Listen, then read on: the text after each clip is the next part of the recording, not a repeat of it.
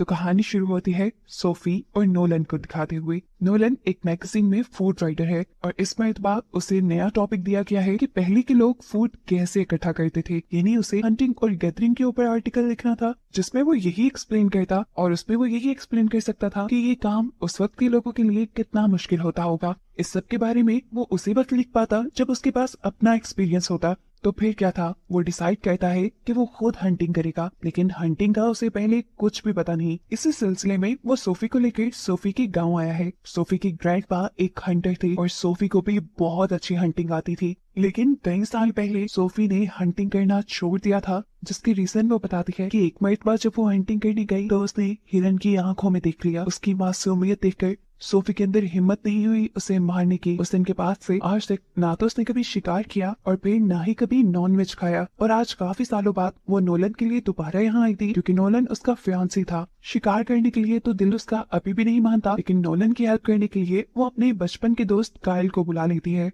Kyle पहले Nolan को तीर चलाना सिखाता है। नोलन सीख तो रहा था, लेकिन तीर चलाकर शिकार करने के लिए बहुत प्रैक्टिस की जरूरत होती है और इन्हें तो शिकार अगली सुबह करना था, इसीलिए काइल उसे राइफल चलाना सिखाता है, जिससे नोलन जल्दी अच्छी निशानी लगाने लगा था। प्रैक्टिस के दौरान काइल और नोलन की काफी बातें हुई, लेकिन काइल का टॉपिक सिर्फ एक ही था कि सोफी उसकी बचपन की दोस्त है, उसके लिए बहुत इंपॉर्टेंट है, उसका बहुत ख्याल रखती है, वगैरह वगैरह। और इस चीज से नोलन बहुत ज्यादा चिढ़ चुका था, क्योंकि सोफी उसकी फियांसी थी और जब कोई दूसरा उसके बारे में ऐसी बातें कर रहा था तो उसे बिल्कुल बर्दाश्त नहीं हुआ। सोफी भी जो काफी टाइम बाद काइल से मिल रही थी, वो भी नोलन को छोड़कर काइल को इम्पोर्टेंस देना शुरू कर देती है और इस चीज से नोलन शदीद चिढ़ जाता है और नाराज होकर कमरे में चला जाता है। उसका ये बिहेवियर सोफी ने नोटिस कर लिया था। वो उसके पीछे जब जाती है तो नोलन उसे ही डांट देता है कि काइल अकेला क्यों आया है, वो अपनी गर्लफ्रेंड को भी तो ला सकता था, उसकी वजह से हमारा ये ट्रिप खराब हो रहा है। देखो नोलन, तुम्हारी वजह से काइल यहाँ आया है, अगर तुम भी उसके पास नहीं जाकर बैठोगे तो क्या फायदा इस सारे ट्रिप का। नोलन को भी अपनी गलती का एहसास हो गया था, इसलिए वो बाहर जाकर सोफी से माफी मांग लेता है। इससे पहले कि कोई दूसरी बात कर लेते, काइल भी इनके पास आ गया और नोलन एक और मरतबा वहां से चला गया। यहाँ पर काइल ने सोफी को बताया कि उसका ब्रेकअप हो गया है। उसके बिहेवियर से साफ जाहिर था कि वो सारी बातें सोफी से इसलिए कर रहा है क्योंकि वो सोफी को पसंद करता है और नोलन उसका ये सारा बिहेवियर समझ रहा था। काइल अब सोफी को नोलन के खिलाफ थोड़ा थोड़ा भड़काने भी लगा था, ऐसे जैसे उसे नोलन सोफी के लायक न लगा हो, और इस वजह से